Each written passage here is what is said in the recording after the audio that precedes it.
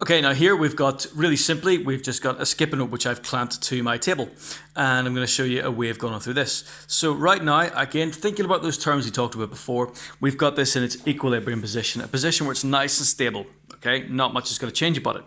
Okay, what I can do is I can disturb that. I can disturb it from its equilibrium, and you can see a wave goes along it.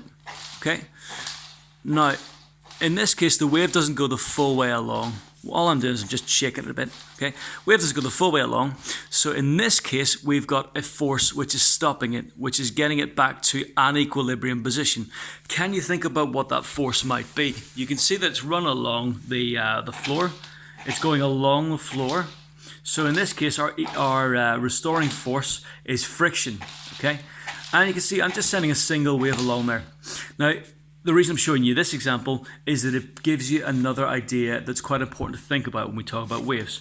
I could sit here all day creating waves, sending them along to the table there, all right? But if I keep doing that all day long, hopefully that noise isn't too bad for you. If I keep doing that all day long, will this be any closer to the table over there? No, it won't, okay? So what's happening here is I'm sending some kinetic energy along in this direction towards my table leg. Don't ask why.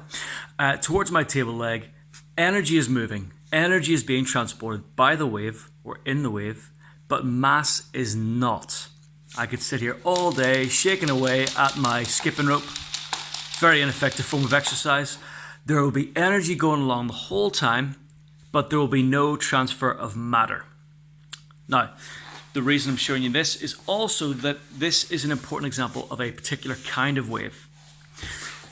Now, if I do this, there's a forwards and backwards motion. That is my hand moving forwards and backwards. I hope that shot was okay. I don't really know what it's like without seeing the screen. There's a forwards and backwards motion. And here, again, in this, there's a forwards and backwards motion. In the guitar strings, there was a forwards and backwards motion. The string itself was moving like this, okay? But the wave itself is not moving forwards and backwards. The wave itself is moving this way along the length of the rope. Now that's an important way of discussing what a particular kind of wave is like. So I could draw this like a graph. So on my graph, I'm going to have, here is the movement of my hand. There's my forwards and backwards motion. And the wave itself moves in this direction. Okay, looks a little bit like the letter T, doesn't it? Okay, so this forwards and backwards motion, moving forwards and backwards. So here we've got our forwards and backwards motion and our motion of the wave. Now, a word which you're going to encounter quite a lot, talking about forwards and backwards motion, moving forwards and backwards.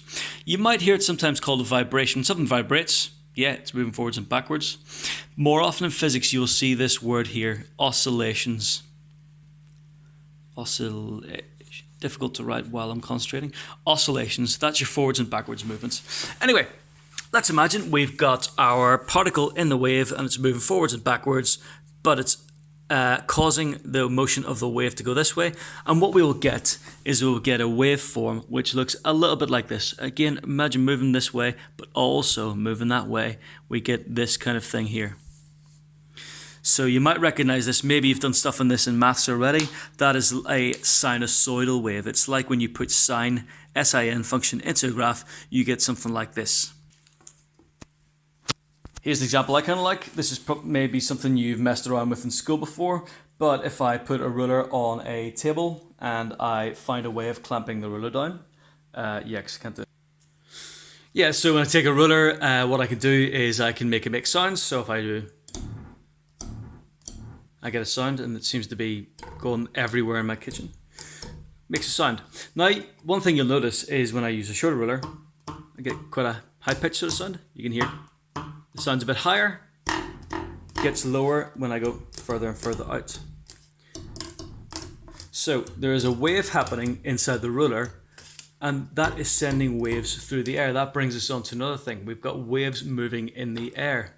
So in this way, we have to talk about two different kinds of waves. Okay.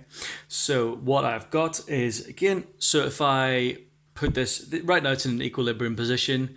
If I flick it, I'm pushing it out of equilibrium, and the restoring force brings it back to that equilibrium. The restoring force being the tension, just, you know, the force which holds the ruler together, which makes the ruler exist as a ruler. That'd be, well, you can think of it as the tension inside it. Tension's just, you know, when stuff is being pulled. Okay, now this brings us on to an idea of a second kind of wave. So when I'm plucking this, you can see the ruler. If you imagine the ruler's moving like this, and it's pushing air. Now, where is most of that push happening? Most of that push is happening on these surfaces of the ruler. Now, pushing the air is how the sound gets into your ears. It's pushing all those molecules of air, and they are moving. I'm going to show you a diagram to help you think about what's going on there. Let me just turn that around. So when you've got your ruler and it's being made to vibrate up and down, we've got some air particles here. Now obviously that's not really what air particles look like. This is just a diagram. They're not as orderly and they're moving around at random. But it pushes some air particles which just happen to be here. I should say air molecules. Now that pushes those air molecules. But of course there's air molecules around everywhere. So there's more here. And there's more here. And there's more here, and so on. But of course there is a distance between those. So when it pushes this air particle, what happens is we get this being pushed this way into this one. Now of course that's going to push it back a little bit. So that gives a restoring force, that reaction from that other air molecule. So that's being pushed upwards, which pushes this one, and so it pushes this one, and it pushes this one. So what we get is that effect where they all push each other. This pushes this one, which pushes this one, which pushes this one. But of course, this gets pushed back by the other air molecules. So there's your restoring force. This will go back to its equilibrium. We're just thinking about the ruler moving once here, just to keep it simple. Now, that might be quite difficult to think about. That is okay. I'm going to show you another diagram which helps to explain it a little bit better, or makes it a little more visual, let's say. So here's my laptop, and what we've got is when we think about this movement of waves, we can think about it this way. So you can see we've got that moving thing. We've got that moving thing which disturbs them from their equilibrium position. And you can see that they've been disturbed and they're moving. Okay? So they move, which causes the ones next to them move.